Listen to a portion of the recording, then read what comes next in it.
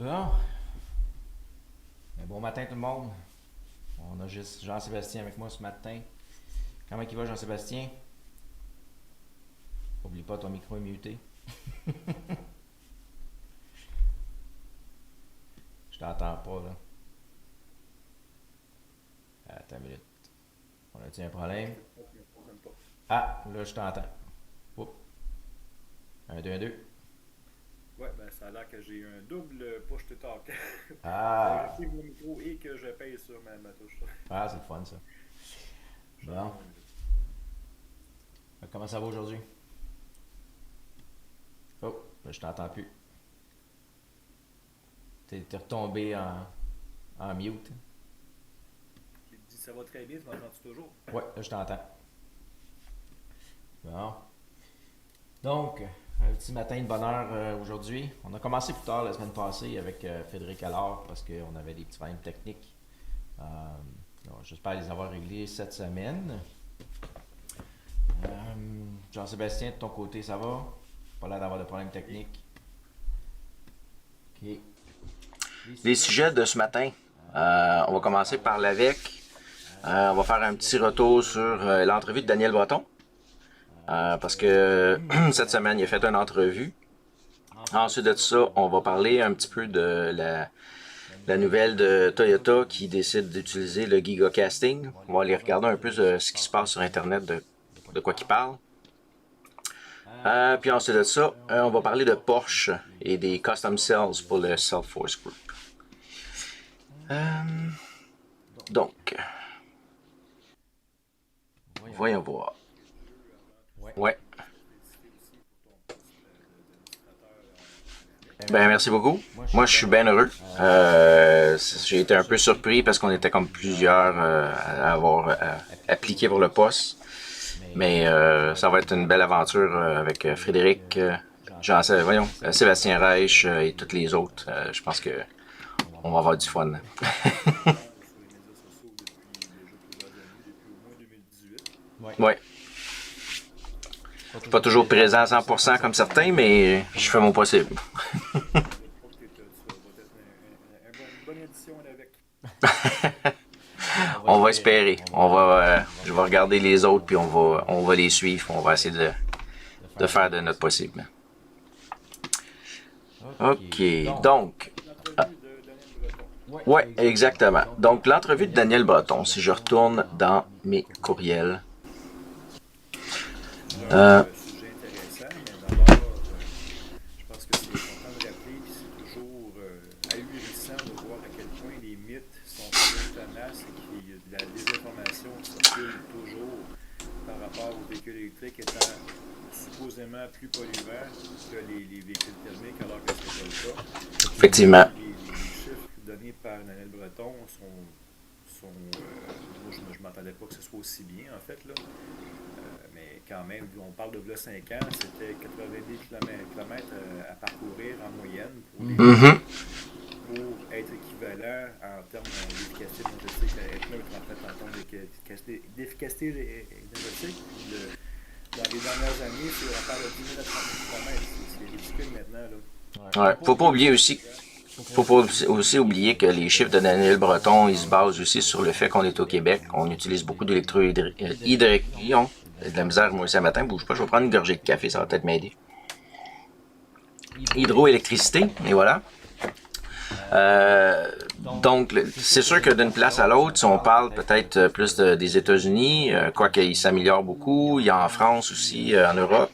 Il Il y y a a beaucoup de beaucoup de places places en en Inde qui Inde qui utilisent utilisent le le charbon, charbon, qui qui utilisent utilisent différentes différentes sources sources d'énergie d'énergie qui qui sont sont pas pas nécessairement nécessairement renouvelables. renouvelables. Donc, Donc, c'est c'est sûr sûr qu'on qu'on va va se se rapprocher rapprocher peut-être peut-être plus plus du du 50 50 à à 80 80 000 000kilos kilos avant avant que que ça ça fasse fasse son son équivalence. équivalence. Mais quand Mais on quand on regarde regarde de de façon façon globale, si on globale, fait si on une fait une moyenne de moyenne de 30 à 30 à 50, 50, c'est c'est déjà pas déjà mal pas plus mal que plus que quand on a quand on a commencé. commencé. Sans Sans compter que compter les que les technologies technologies au au niveau niveau des des batteries batteries changent changent rapidement. rapidement, Donc, donc ça ça veut veut dire dire qu'on qu'on utilise utilise de de moins moins en en moins moins de métaux, métaux, de de matériaux matériaux qui qui sont sont endommageables endommageables quand on va les miner ou miner ou quand quand on on les les transforme. transforme. Puis c'est important aussi de mentionner que les calculs qui sont présentés pour le kilométrage, ça considère l'ensemble du cycle de vie du véhicule et non pas juste le transport ou l'utilisage courant, où est-ce qu'on brûle du pétrole ou on brûle l'électricité. C'est vraiment l'ensemble du cycle de vie, donc de la fabrication jusqu'à la mise au rebut. Exact, exact. Non, c'est ça. Puis l'entrevue de Daniel Breton, moi j'avais trouvé ça super intéressant cette semaine. C'était à 98.5 avec Nathalie Normando. Puis une des questions qu'il disait, c'est la voiture électrique provoque-t-elle de grands dommages sur l'environnement? Parce que, comme tu dis tantôt, il y a beaucoup de mauvaises informations qui disent ah bon, on utilise des terres rares, on utilise du cobalt. C'est sûr qu'au départ, oui, il y avait du cobalt dans les batteries, il y avait certains métaux qui étaient utilisés, mais avec les nouvelles batteries, tout ce qui s'en vient, l'empreinte écologique diminue de façon exponentielle à chaque itération des nouvelles batteries.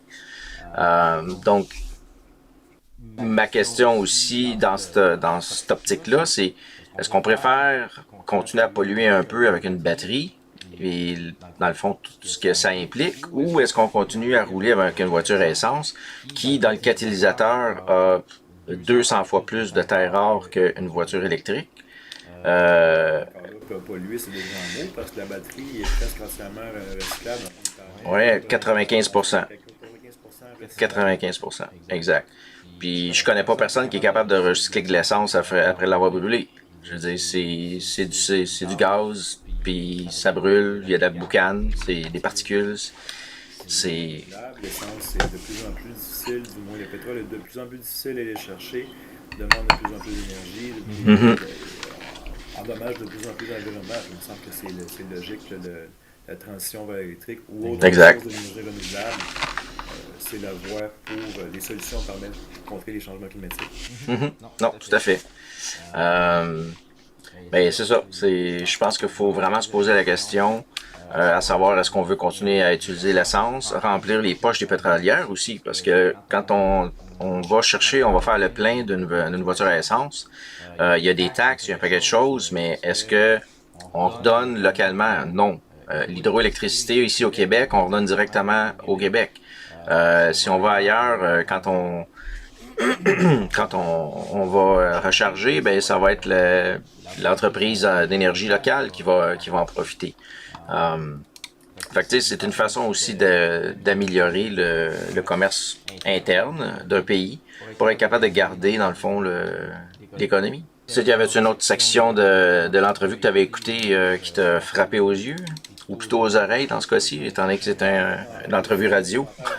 Normando, oui, il y avait des délais d'attente des constructeurs qui le savent pas. C'est surtout en fait causé par les réglementations des différents pays, où est-ce que les constructeurs vont prioriser l'envoi des véhicules électriques dans différents pays, où est-ce que les réglementations sont plus sévères, ou pour fournir en fait puis remplir les quotas, versus nous, on n'est peut-être pas assez demandant en termes d'efficacité énergétique pour les constructeurs.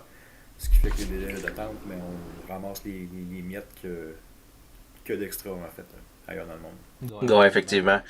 Puis pour éclairer un peu le monde là-dessus, je pense que ce qui est bon de mentionner, c'est que dans certains pays, j'ai pas la liste au complet, il y a d'autres personnes que je connais qui sont un petit peu plus au courant de ça que moi, dont Daniel Breton, mais je sais que avec l'information que j'ai été capable d'aller chercher, c'est que certains pays vont, dans le fond, charger un montant, donc une taxe à l'entreprise qui vend des véhicules pour dire, ben si tu vends pas tant de pourcentage de véhicules électriques, ben à ce moment-là, ça va te coûter tant de plus annuellement en taxes pour aller chercher ta clientèle.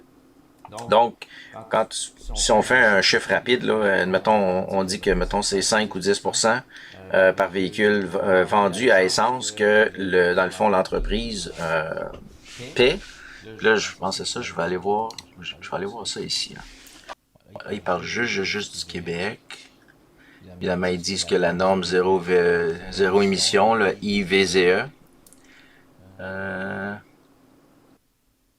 Ouais, sauf qu'il parle pas à travers le monde.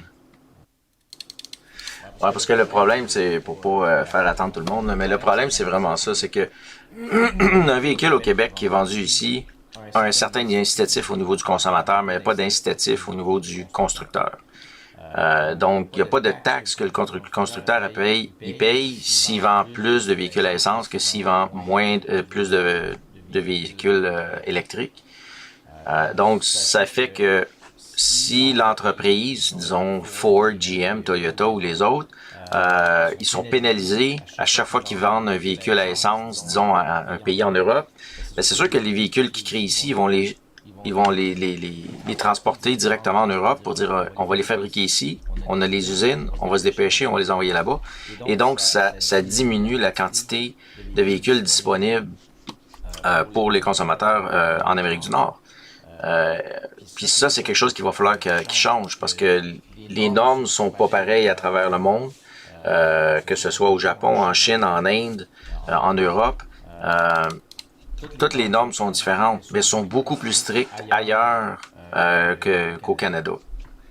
Puis même aux États-Unis, ça commence à changer, mais les règles sont pas strictes non plus, parce qu'eux autres aussi ils ont des problèmes d'approvisionnement. Ça, c'est sans compter, on va appeler ça l'effet dealership, de ceux qui donnent des faux rabais aux États-Unis, puis ils disent ben le véhicule il vaut 85 000, mais il y a une surtaxe de véhicules électriques pour d'approvisionnement, un paquet disons, de jargon qu'ils ont inventé pour que le véhicule, finalement, t'en coûte 115 000, puis après ça, ils disent, ah ben, on va te donner 10 000 de rabais. Mais c'est complètement aberrant, là. Ouais, j'ai pas trouvé l'article.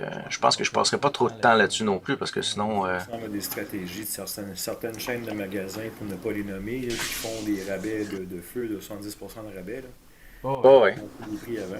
Oh, ouais, c'est carrément ça, là. Puis honnêtement, des tactiques comme ça, c'est de rire un peu des consommateurs. Parce qu'un véhicule de base, si on regarde, mettons, en prix US, si on regarde qu'ils disent que le véhicule de base est à 39 000, puis qu'en bout de ligne, quand tu arrives pour faire ton prêt, puis que tu repars chez vous, ça t'en coûte 82 000, à un moment donné, qui c'est qui s'en met des poches? Est-ce que c'est Ford, GM ou les autres? Ou c'est vraiment juste le dealer? Moi, je pense qu'en bout de ligne, c'est vraiment juste le dealer qui se fait plus de cash en vendant un véhicule avec des faux rabais puis des prix qui sont complètement aberrants. Non, j'ai fait mon possible, mais là, il va falloir que je fasse un peu plus de recherche, peut-être revenir là-dessus avec un peu plus d'informations dans un blog. Mais non, c'est ça. Fait que moi, j'ai adoré l'entrevue de Daniel Breton cette semaine. J'ai trouvé ça super intéressant. Toujours Oui, oui, puis moi, ça me fait rire parce que je l'écoute parler, puis pour l'avoir entendu parler dans des conférences puis ailleurs, on le voit on l'entend dans sa voix que c'est comme bon, faut encore que je réponde à cette question-là. Il y a des informations puis les mythes sont tenaces. Ah ouais, c'est pas plus tard que cette semaine, il y a encore quelqu'un qui m'a dit t'as pas honte de rouler en véhicule électrique. Je dis non. Ouais, c'est plus silencieux, ça pollue moins. Puis quand je dis pollue moins, là, on parle pas juste de rouler, là, on parle pas de la recharge. Moi, je parle de l'utilisation au quotidien. Parce qu'une voiture à essence, ça brûle de l'essence, donc ça crée des particules dans l'atmosphère qui sont des polluants. Moi, quand je me promène, j'ai pas de polluants en arrière de moi, là. À part mes pneus en caoutchouc qui s'usent sur la chaussée, j'ai pas grand chose. Fait que... pas carboneux depuis longtemps, là. Même que tu économises du CO2 depuis un petit bout là, avec les statistiques qu'on a. Là. Oui, parce que moi j'ai été moi la première raison pourquoi j'ai acheté mon véhicule électrique, c'est parce que je faisais 50 000 kilos par année. C'est sûr que si je faisais juste 5 à 10 000 kilos, ça m'aurait probablement pris mon 5 ans au complet avant de devenir carboneutre. Mais moi, au bout de 2 ans, j'étais déjà revenu parce que j'avais fait presque 90 000 en 2 ans. Donc, c'était payant pour moi. Puis ça, c'est sans compter aussi l'économie au niveau de l'essence. Parce que si on calcule 100 000 kilomètres, moi, j'ai fait des économies d'environ 3 000 à 4 000 $ par année, si c'est pas plus selon les années. C'est sûr que la COVID, on a laissé notre stationnement rempli pendant ces temps-là, mais encore là, je chargeais pas plus. Je chargeais peut-être une fois dans le mois. Donc, je roule pratiquement plus depuis que je travaille à la maison, depuis la COVID. J'avais fait pas loin de 20, pas loin de 30 000 km la première année. Là, je suis rendu à 50 000 après 4 ans. C'est ça. Un calcul, c'est 5 000 par année. C'est ça. Fait que si on fait une moyenne de 2 personnes, juste toi puis moi, ça veut dire qu'on fait une moyenne entre mon 50 000 puis, mettons, un 30 000. Ça veut dire qu'on fait la moyenne de ça. C'est déjà quand même une bonne moyenne. Parce qu'au départ, on parlait de 80 000 kilos avant de revenir carbone neutre. Je pense que déjà sur 2 personnes, on peut... Et qu'on conserve les véhicules au moins 10 ans au Québec. On parlait de 12 à 13 ans. C'est pas ce que j'avais compris. Dans certains cas, jusqu'à 18 ans. Ouais. C'est sûr que ça prend l'entretien et les vitesses qui ont été changées avec le carrosserie qui ne tient pas. Avec une nouvelle route au Québec. Ouais, ça c'est beau. Le sel, mais quand même, c'est pas rare que véhicules au Québec ont les marchés seconde main qui est souvent sous-estimé. Que les véhicules sont jusqu'à 200 puis 300 000 km d'autonomie. Ah ouais. Puis si on prend cette logique-là, si on regarde dans le passé, il y a eu beaucoup de véhicules dans le passé à essence qui ont dépassé le 10 à 15 ans. Fait qu'imaginez-vous un véhicule électrique qui a moins d'entretien, qui coûte moins cher à entretenir aussi, qui prend pas d'essence, puis qu'on est capable de garder au moins 10 ans. Ben quand on s'en débarrasse, il y a encore une vie, on peut le redonner à quelqu'un d'autre. Fait que ça va durer longtemps, là. C'est sûr que ça, comme tu dis, ça prend l'entretien. Malheureusement, on est au Québec, il y a du sel, il y a des bosses, il y a des trous. Là, les trous, c'est même plus des nids de poules. On est rendu avec des trous d'éléphants, puis des trous... C'est fou, là, mais... Je veux dire, sinon, c'est comme n'importe quel autre véhicule. Moi, je prévois garder mon auto au moins 10 ans. Donc, avoir eu le temps de tenir les paiements depuis un petit bout, mais au moins 10 ans. J'ai été à mon inspection de garantie il y a quelques semaines, puis dans les commentaires que j'ai eus, était en parfaite condition. C'est rare qu'on voit des autos aussi bien entretenues. Bon, c'est vrai que j'ai pas roulé peut-être autant que certains, mais quand même, le fait d'avoir eu l'antireux, le fait d'en prendre soin, de faire attention, de moins m'en servir l'hiver, probablement, qui est en meilleure condition que les autres, la moyenne. Ouais, c'est ça. Donc, ben c'est ça. Donc, je pense que l'entrevue de Daniel Breton était on point, comme on dit en bon français. Je pense que ça... Non. Mais je pense que la seule chose qu'on a besoin de faire, c'est vraiment de l'éducation sur qu'est-ce qu'un véhicule électrique, c'est quoi les composantes, qu'est-ce qui fait que c'est polluant, qu'est-ce qui fait que ça l'est moins, qu'est-ce qui fait que ça l'est plus. Parce qu'en ce moment, ça s'en vient de moins en moins, disons, important en termes de mauvaises informations, là.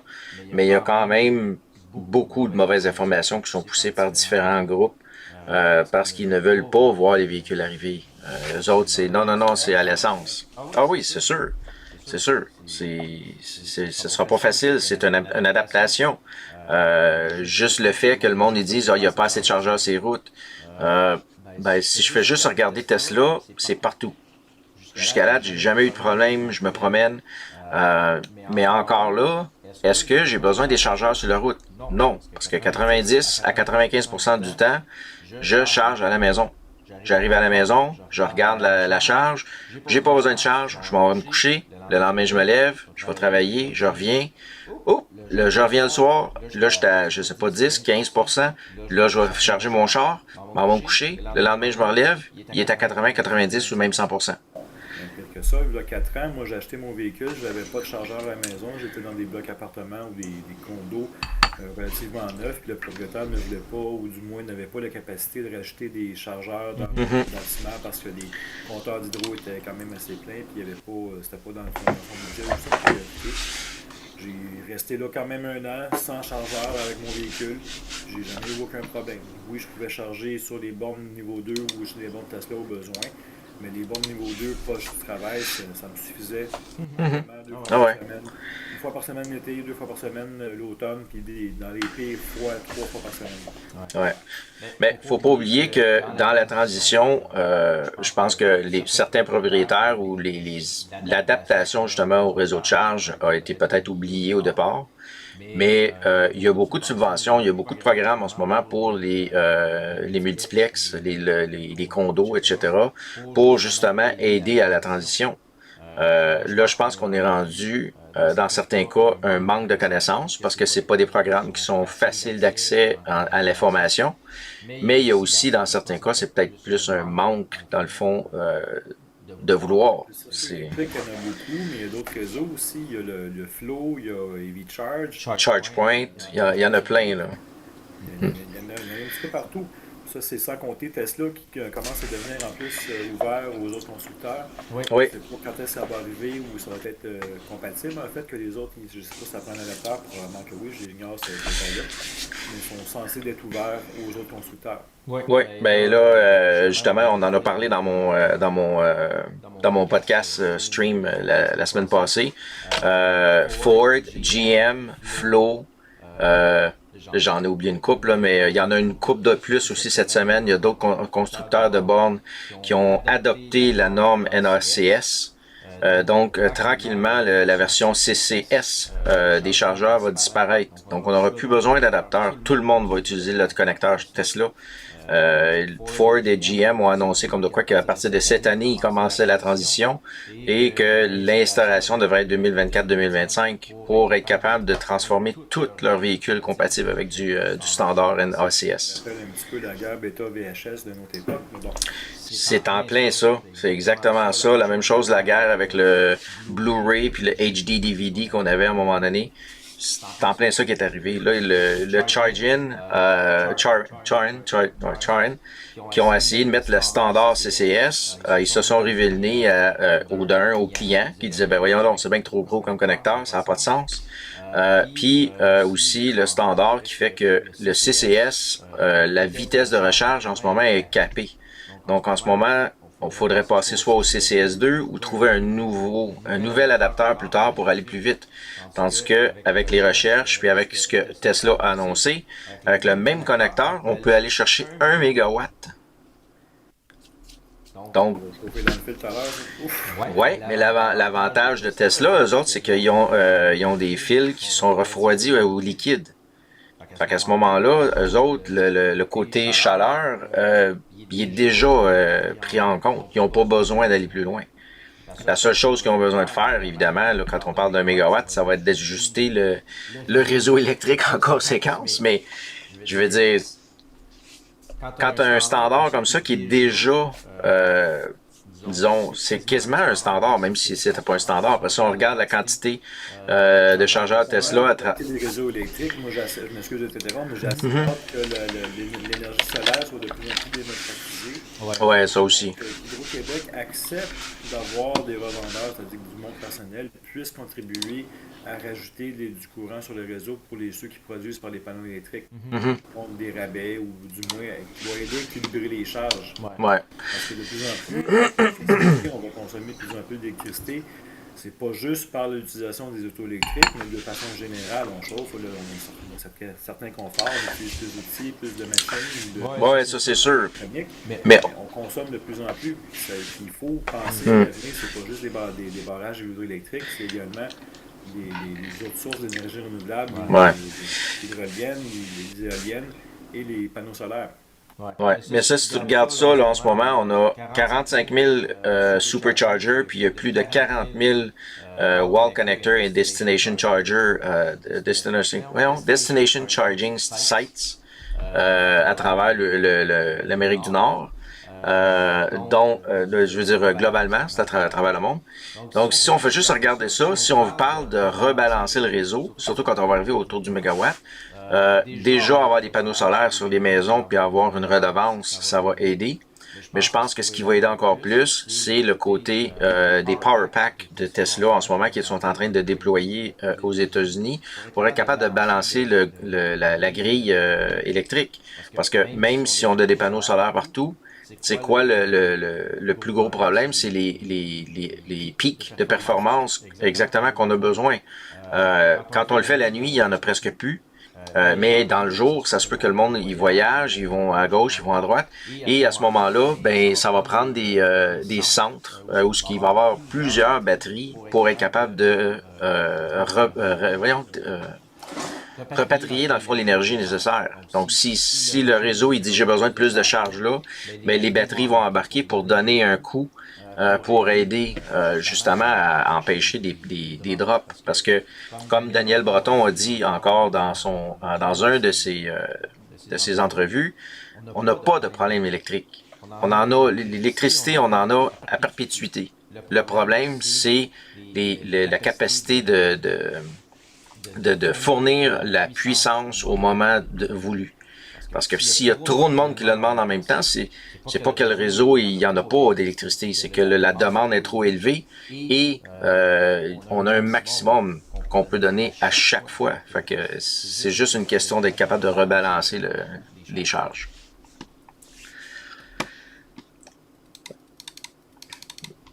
Là, si on passe à autre chose, parce que là, je parlais du réseau de recharge avec 1 mégawatt possible de Tesla, je pense qu'on peut regarder pour notre prochain sujet Toyota cette semaine qui ont décidé, eux, d'adopter l'idée du gigacasting. Ceux qui sont pas trop au courant de ça, le gigacasting, dans le fond, c'est cette façon-là qu'ils vont faire le Cybertruck et qui ont commencé justement à faire certains castings pour les modèles 3, les modèles Y. Donc Tesla est en train, dans le fond, de révolutionner tout ce qui est manufacturing. Puis là, on apprend cette semaine que Toyota va commencer à regarder le gigacasting aussi. J'ai un article ici de Reuters, c'est un article en anglais. Si c'est plus efficace, si c'est plus solide en termes de sécurité, pourquoi pas? Les points que l'article ont mis en place, c'est vraiment, je sais pas, y avait-tu un bullet point? Je pense qu'il n'y avait pas de liste bullet point. Mais c'est moins de pièces composantes manuelles ou attachées, moins d'étapes de fabrication, donc moins de temps à faire et moins d'énergie à le faire. En fait, moins d'énergie peut-être pas, mais quand même. Oui, moins d'énergie parce qu'ils n'ont pas besoin de chauffer. Ils n'ont pas besoin de chauffer le matériel de la même façon qu'ils font sur une voiture standard, sur le processus standard.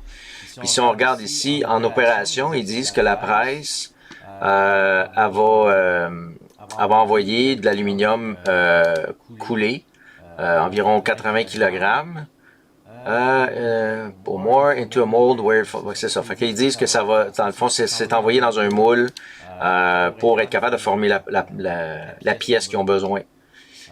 Puis l'avantage, c'est que ça va être refroidi super rapidement. Donc c'est pas une question de chauffer le matériel ou de quoi que ce soit. Là. Fait que ça aussi, ça va aider. Là. Mais le gros plus au niveau du casting, c'est le fait qu'il va y avoir moins de pièces. Ensuite de ça, comme ils disent ici, d'habitude, il y a plusieurs individus qui sont appelés à stamped, à marteler dans le fond les pièces ensemble, les souder. Ça va être ensuite de ça. Tesla aussi utilise un component simple pour la modèle Y justement. Puis ça permet une réduction de 40% des coûts. Donc ça aussi, ça va affecter la revente des véhicules parce que si ça coûte 40% moins cher, c'est sûr que le 40% ne se retrouve pas directement dans nos poches en tant que consommateur. Mais on peut s'attendre qu'il va peut-être avoir un 10, 15, 20% d'économie sur le prix de vente. Donc au lieu de le vendre 100 000, ils vont peut-être le vendre 80 000. Le seul point négatif que je peux voir à ça, c'est s'il y a un accident. À ce moment-là, le véhicule risque plus d'être perte totale si la composante, le coulage, le frame principal est touché. C'est difficile de remplacer. En fait, c'est déjà le cas des autres véhicules, mais il y a peut-être plus de risque d'avoir une perte totale oui. On pourrait remplacer juste un devant de char ou un derrière de char. Ça, c'est sûr, mais encore là, comme certains, j'ai lu un peu partout, certains disent que oui, ça cause un problème de ce sens-là, mais on est quand même, étant donné que c'est du métal, c'est quand même quelque chose qu'ils peuvent remodeler, qu'ils peuvent couper, qu'ils peuvent ajuster. Oui, exactement. Donc ça, c'est une autre chose aussi, c'est que si le véhicule est déclaré perte totale, est-ce que ça cause un problème au niveau de l'environnement? Ben, c'est toujours relatif en fonction de quelle partie du véhicule va être recyclée. Parce que l'aluminium peut être recyclé. Donc ça veut dire qu'on peut refaire un autre modèle 3, un autre modèle Y ou un autre véhicule qui va avoir le même procédé. Ensuite de ça, quelque chose qui est peut-être plus important pour nous en tant que consommateurs, c'est ça ici, là. Ça dit que ça va couper également sur le poids du véhicule. Parce qu'en ce moment, étant donné qu'il y a plusieurs pièces, plusieurs soudures, donc ça l'ajoute, même si des fois c'est un peu minime, mais ça l'ajoute au poids du véhicule. Puis là, ils disent ici que the battery pack alone, bon, c'est ça, la batterie elle-même peut peser plus de 700 kg. Puis ça, c'est un potentiel pour réduire les effets de serre, puis réduire, dans le fond, C'est simplement logique parce qu'en physique, l'accélération est dépendant de la masse, donc l'énergie totale. Plus qu'un véhicule est pesant, plus que ça prend d'énergie pour faire la exact. Puis si on est capable de réduire le poids d'un véhicule, qu'on soit un véhicule thermique, qu'on soit un véhicule d'énergie électrique, on diminue l'empreinte CO2 si on diminue le poids. Exact. Et donc, puis on l'a vu aussi quand tu regardes des véhicules qui sont plus petits, la batterie n'a pas besoin d'être aussi grosse parce que le véhicule est plus petit, donc il est plus léger, donc la batterie a besoin d'avoir moins d'énergie dedans pour être capable d'avoir le même déplacement. Ensuite de ça, il parle de qui dans le fond est le principal fournisseur. Ben, c'est Italy Base Hydra, qui sont déjà ont des sous-contractants de Tesla en ce moment. C'est eux qui ont commencé à livrer les premières gigacasting, justement au Texas cette année. Puis les compétiteurs en ce moment, ils disent que c'est LK, puis Bowler Group. J'espère que j'ai bien Bueller Group. En tout cas, Ubi, Shibora Machine, Yizumi, puis on a Asian en Chine. Fait que on va voir ce que ça va donner dans les prochains mois, prochaines années. Oublie pas de te démuter quand tu parles. On ne dirait pas sur la prononciation. Ouais, surtout que j'essaie de traduire de l'anglais au français, fait que peut-être que même en français, le nom est un peu différent. Là. Mais tu sais, on va voir, là. Parce que là, tu vois ici, who's chasing it? Donc, qui en ce moment est en train d'évaluer les processus? Ben, il y a Toyota, General Motors, il y a Hyundai Motor. Ensuite de ça, on a Volvo. Il y a certains aussi affiliations en Chine. On a Polestar, puis il y a Zeekr. Zeekr. Nouvelle marque, ça? Ah non, ok, c'est le... Ok. C'est bon. Fait que c'est ça. Fait que ça, c'est soit qu'ils vont les utiliser ou ben non, qu'ils sont en processus de voir s'ils vont les utiliser. Fait que ça, je pense que sur le coût d'achat d'un véhicule, ça va bénéficier les propriétaires. Parce qu'en ce moment-là, ça va probablement nous coûter un petit peu moins cher pour les véhicules. Le côté peut-être un peu plus négatif, c'est qu'étant donné que c'est juste une pièce, ben ça devient un peu plus compliqué pour les réparations et on va peut-être voir, comme tu disais, des possibilités que la voiture va être mise perte totale plutôt que de réparer. Mais ça... Si on peut en plus réduire le prix des véhicules, je pense que c'est une excellente chose pour les consommateurs parce que souvent un frein ou en fait quelque chose qui fait peur, c'est le prix des véhicules qui est plus cher. Les gens ont de la misère à calculer que oui, il y a des économies potentielles en plus à avoir. Oui, on paye peut-être plus cher le véhicule électrique, tout constructeur confondu, mais encore là, il y a des alternatives autour de 40 000, 50 000 pour un véhicule neuf qui est quand même très abordable. C'est sans compter les subventions en plus gouvernementales pour aider à réduire le prix. Mais ils sont capables de réduire encore le prix d'avoir, par exemple, la Tesla Model 2 qui est la rumeur autour de 20-25 000 $ US, donc 30 000 canadiens. Pour un véhicule neuf, ça serait l'équivalent des véhicules de la Micra ou les petits véhicules de portes. Ouais, ça c'est sûr, mais il ne faut pas oublier non plus une chose, c'est que le coût des véhicules a augmenté énormément depuis les dernières années. La vie en général. Oui. Moi, je trouve ça quand même très intéressant de voir que les prix n'ont pas tant augmenté ça par rapport au reste des prix de consommation du reste. Ouais, mais on a quand même parti, si on regarde la Civic, on parlait d'un véhicule entre 15 000 à 25 000 $ il y a quelques années. Là, en ce moment, il n'y a aucune Civic en bas de 25 000. Donc, ça, c'est juste les petits véhicules. Là. Si on regarde aussi les véhicules un peu plus de luxe, comme les BMW, les Mercedes, ou même une Toyota Corolla qui était autour de 25-30 000, là, à ce temps, c'est plus du 35-40 000. Il y a beaucoup de facteurs qui ont affecté le marché, même avant la COVID, puis les véhicules ont augmenté. Fait que est-ce que l'équivalent, mettons, d'une Ioniq 5 ou une Ioniq 6, qui est environ 49 000, 59 000 environ, est-ce que l'équivalent en essence est si économique que ça? Parce que mettons que le véhicule il serait 15 000 de moins, donc disons qu'on parle de 50 000, on enlève 15 000 pour un véhicule à essence, on dit 35 000. Sur la vie du véhicule au bout de 5 ans, on a été facilement à récupérer le 15 000 de différence juste en entretien et en essence. Donc, est-ce que ça fait du sens de payer moins cher pour en bout de ligne payer plus cher? Pour certaines personnes, oui, parce que c'est pas évident de budgéter et puis c'est toujours des contraintes financières, mais à la base, il faut savoir calculer, je veux pas. Ouais, ça c'est sûr. Ça, la réalité de chacun est différente. Même, c'est sûr que l'on parle de véhicules neufs. L'avantage qu'on a, c'est qu'en ce moment, il y a plusieurs personnes qui sont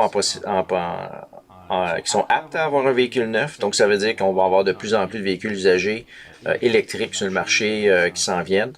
Donc, ça aussi, ça va aider pour la transition parce que plus il y a de véhicules qui sont achetés en tant que neufs, ben, plus il va y avoir aussi la version usagée disponible plus tard. Moi, je trouve ça drôle aussi d'entendre du monde, je paierai jamais un véhicule neuf. C'est correct, mais tu peux pas juger quelqu'un qui va l'acheter neuf parce que lui, il veut neuf. Parce que si lui, il l'achète pas neuf, toi, tu l'auras jamais usagé. On dit qu'il va en avoir de plus en plus, mais en même temps, les autos seconde main électriques, ils restent pas longtemps sur le marché parce qu'il y a tellement de demandes. Ouais. Non, puis si je regarde aussi en ce moment, il y a beaucoup de véhicules usagés électriques qui sont presque le même prix qu'un véhicule neuf. Fait que juste au niveau de la logique, c'est plus économique d'acheter un véhicule électrique neuf. Parce qu'en plus de ça, le taux d'intérêt sur un véhicule neuf est plus bas que sur un véhicule qu'on achète usagé. Donc, on va passer à autre chose. On parlait des batteries, on parlait des coûts de la vie sur les véhicules électriques qui continuent d'augmenter. On a Porsche qui a annoncé quelque chose cette semaine. Je vais ouvrir cet article-là. Parce qu'on sait que Tesla, en ce moment, a une entente pour créer des batteries. Donc, en ce moment, ils sont en train de faire un ramp-up. Là, je perds mes mots tout en français ce matin. Là. Mais ils sont en train d'augmenter la production, dans le fond. Il y a Tesla qui a annoncé qui avait fait quand même pas mal de batteries cette année. Puis là, on a Porsche aussi qui disent qu'ils vont créer on appelle ça une Gigafactory, parce que Gigafactory, on parle souvent de Tesla, mais ils veulent créer un plan de 20 gigawatts. Puis là, ça va être un plan, dans le fond, de faire ça en Allemagne. La compagnie, bougez pas parce que là, j'essaie de traduire au fur et à mesure. Bougez pas, c'est le Cellforce Group. Donc, c'est une entreprise en Allemagne. Et ça va être une co-entreprise avec cette compagnie-là pour faire l'installation, le développement de production de batteries dans la région de, encore là, je vais essayer de le prononcer correctement, c'est Reutlingen Nord en Allemagne. L'objectif initial est de 100 MW pour être capable de faire un total de 20 gigawatts pour la factory. Est-ce que Porsche est en mesure de faire ça? Est-ce que ça va donner peut-être un tremplin aux autres entreprises, aux autres... Dans quelques années, probablement. On ne parle pas de semaines, mais potentiellement de mois, voire quelques années pour y arriver. C'est Tesla que oui, ça prend également du temps, mais on en a les nouvelles quand que c'est réalisé, ou du moins une longueur d'avance. Ouais, c'est ça. Fait que là, moi, j'ai hâte de voir, parce que là, j'ai essayé de trouver un article en français, mais j'en ai pas trouvé cette semaine. C'était des nouvelles qui se promènent surtout du côté anglais. Mais là, ils disent ici, donc c'est ça, donc le spécialiste des cellules custom cells, IDZEO, ça date de 2021. Puis là, il parle comme de quoi que P3, qui jouait également un rôle dans la fondation, Porsche, il a participé de façon sporadique. Puis l'entreprise siège à IDZEO, qui en ce moment a un chiffre d'affaires d'un peu plus de plusieurs millions. Est-ce que ça va valoriser plus que juste un article, disons, là? Est-ce que ça va vraiment valoriser Porsche? Je pense qu'à court terme et à long terme surtout, oui, parce qu'il y a toujours un problème d'approvisionnement au niveau des batteries. Donc ça, c'est pas quelque chose qui change, là. Ensuite de ça, ils disent que l'usine près de Tübingen, maudit. J'aimerais ça avoir la prononciation exacte, là, mais Tübingen a confirmé la participation à 27% de la co-entreprise. Fait que là, je pense que ça aussi, ça va faire un rebondissement dans les prochaines semaines au niveau des parts de marché, parce que là, il va y avoir tranquillement des discussions à travers les contracteurs, ou plutôt les fabricants de véhicules, parce qu'ils vont vouloir avoir des batteries, eux autres aussi, là. Puis on voit aussi qu'il y a quelque chose qui se passe pour se retirer de la Chine, parce que la Chine en ce moment a beaucoup de raffineries au niveau du lithium, puis un paquet de choses pour créer les batteries. Puis plus ça va, plus les entreprises se retirent de la Chine. Ça aussi, on va voir des changements. Ça. Ouais, fait que tu vois ici un petit peu plus loin, là, Tübingen, il a fait un partnership, un partenariat avec Siemens à la mi-mai. Ça veut dire qu'il y a plusieurs entreprises qui sont autour de ça, là. Je sais pas si toi, t'avais vu cette nouvelle-là cette semaine, là. En partie, il faut dire, j'écoute un peu, j'essaie de suivre les nouvelles le matin rapidement, mais je suis tellement occupé ces temps-ci, personnellement, que... Effectivement, mais ça passe vite, hein. L'évolution du transport, de la mobilité électrique en ce moment, ça évolue à vitesse grand V. Fait que, tu sais, on n'a pas toujours le temps de tout suivre non plus, là. Ça, tu vois, c'est avec mon implication avec l'AVEC, je vais avoir des collègues, justement, qui, eux, sont un peu plus à jour sur certains sujets que moi, je suis un peu moins. Fait que ça, à ce moment-là aussi, moi, je vais pouvoir avoir un peu plus de connaissances avec le temps. Mais j'ai vraiment hâte de voir ce que ça va changer sur le plan des batteries pour les autres véhicules. Est-ce que Porsche vont commencer à vendre des batteries à d'autres, à des concurrents dans le fond? Parce que ça, Porsche, ça risque probablement d'aider Volvo puis Audi. Donc, on va voir ce que ça va donner, là. Sinon, toi, t'es rendu à combien d'années avec ta Tesla, là? Donc, j'approche la date fatidique du 4 ans de garantie par choc. Le 1er août, il me reste un gros 6 semaines. OK. Tu es obligé de changer d'auto. Tu vas être obligé de changer d'auto. Ah, c'est plate, ça, hein? Je pense même pas la vendre tellement que je l'adore puis que j'ai aucun problème avec. Bon, c'est bon, ça. Puis, tes entretiens, parce que là, tu as dit tantôt que tu avais fait pas un entretien, mais une inspection annuelle. Ouais. Ça avait l'air de quoi? Si on revient un peu à un. Un très bon état, puis comme mieux que la majorité, en fait bien entretenu par rapport à la moyenne des véhicules que le garage avait vu. Là. OK. C'est vraiment un bon compliment. Puis oui, c'est vrai qu'on prend soin de nos autos religieusement à chaque semaine ou 2 semaines. Là. Ouais, je pense que de mon côté, je sais pas s'il y en a d'autres qui sont comme moi. Là. Moi, j'ai jamais été un gars de char, comme on dit. Est-ce que j'ai toujours aimé les véhicules? Oui. Écoute, je suis un gamer de Gran Turismo, j'adore les voitures, mais j'ai jamais possédé une voiture pour dire je l'aime ou je vais l'entretenir ou je vais la minoucher comme certains disent.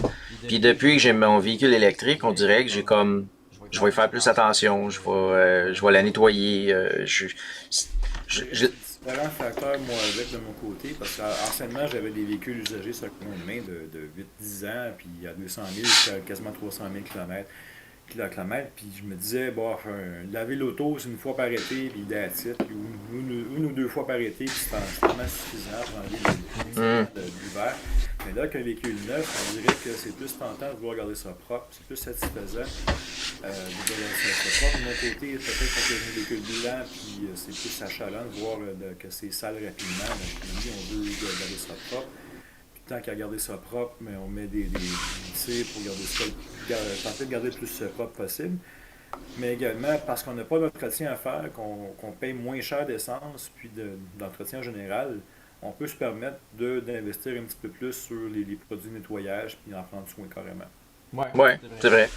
C'est, c'est un peu mon point aussi, là. Puis le fait peut-être que c'est une nouvelle technologie, quelque chose qui me tient plus à cœur aussi. Je pense que ça fait que ça me donne le goût de l'entretenir. Puis en plus de ça, moi j'ai les FSD, donc j'essaie de garder le véhicule le plus longtemps possible.